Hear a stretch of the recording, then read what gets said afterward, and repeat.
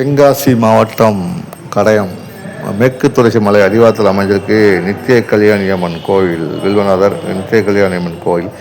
இந்த கோவிலில் பாறையில் அமர்ந்தான் பாரதியார் பல பாடல்களை பாடினார். குறிப்பாக சொன்னா காணி நிலம் வேண்டும் பராசக்தி என்று பாடலில் பாடின இடம் பார்த்திங்கன்னா இந்த சாட்சாத் இந்த கோவில் தான்.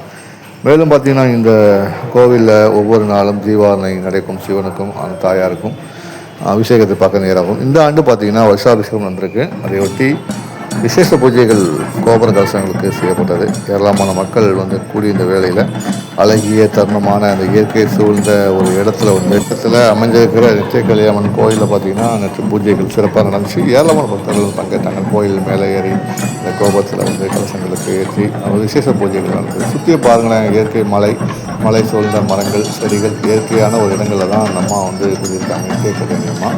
நித்திய கல்யாணி வரம் வேண்டி பலரும் வணங்கி காட்சிகளை பார்க்க முடிஞ்சது. ஏன்னா இயற்கை சூழ்ந்த இடம் மட்டும் இல்லை, ராமநதி நதி பக்கத்தில் இருக்குது, மேற்கு மலை பக்கத்தில் இருக்குது, பக்கத்துலாம் பத்ராலயம் ஆலயமும் இருக்குது.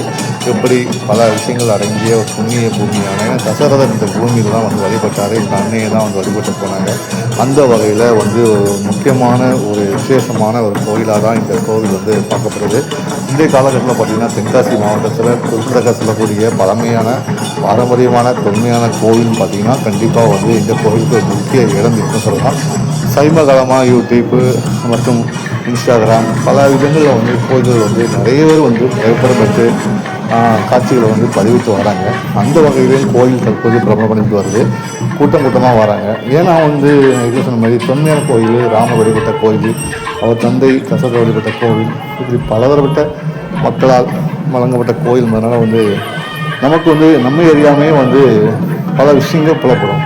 அந்த கோயிலுக்கு நீங்கள் போனாலே உங்களுக்கு தெரியும், அவ்வளோ அமைதி, எல்லா விஷயங்களும் கிடைக்கும். ஒரு சாராம்சம், குடும்பத்தில் பிரச்சனைகள் கூட நீங்கள் இறைவன் சொல்லி முறையான அவசியம் கிடையாது. உங்கள் குறை அப்படியே தீரும். சிவதரிசனம் பாப்பமா.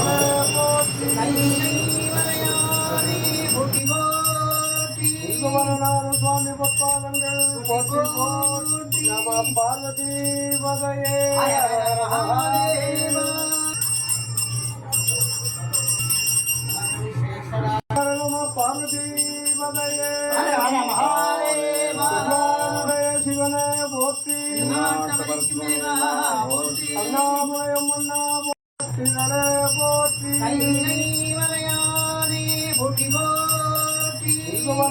சுவாமி பப்பாதங்கள் போற்றி போற்றி, நம பார்வதி பதையே